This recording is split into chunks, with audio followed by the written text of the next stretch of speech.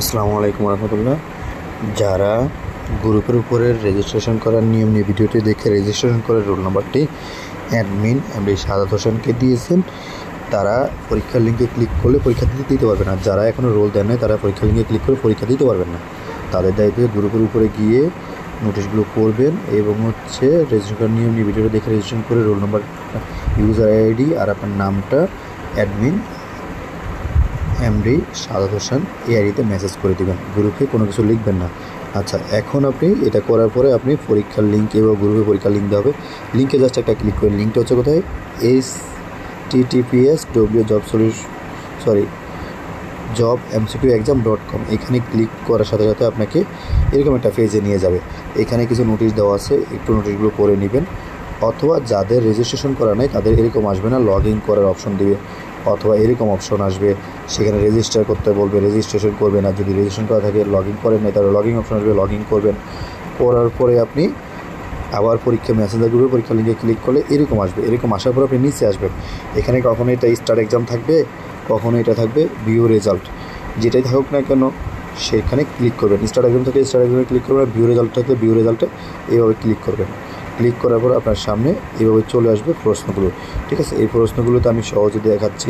উপরে আপনি দেখেন টাইম কমতেছে, আর টোটাল 50টা প্রশ্ন একটা অ্যান্সার করে নেয়। তাহলে আপনি যদি প্রথমটা তবকাত এই নাসিরি গ্রন্থরিকে মিন হাজউস সিরাজ, এরপরে নৃতাত্ত্বিক এটা হচ্ছে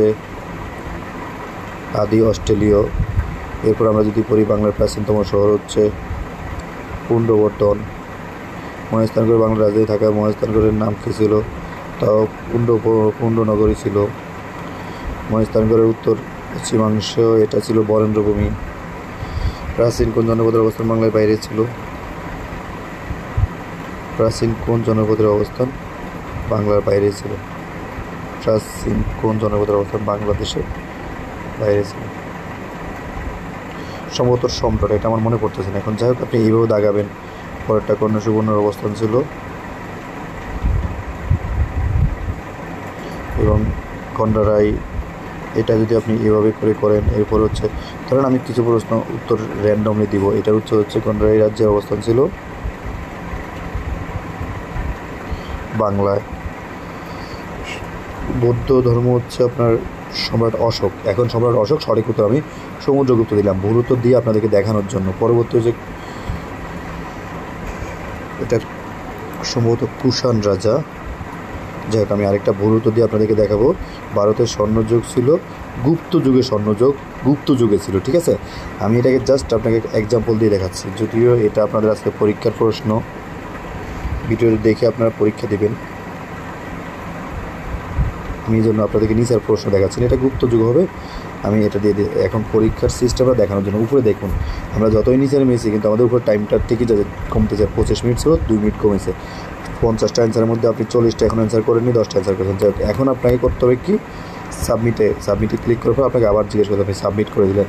সাবমিট করার সাথে সাথে আপনার সামনে চলে আসবে যে আপনার রেজাল্টটা দেখেন। আমরা টোটালি প্রথম স্টুডেন্ট হিসেবে পরীক্ষা দিলাম, একজন স্টুডেন্ট, এবং অ্যাভারেজ স্কোর হচ্ছে 5.5। আমাদের সঠিক হচ্ছে 7টা, 3টা ভুল হয়েছে।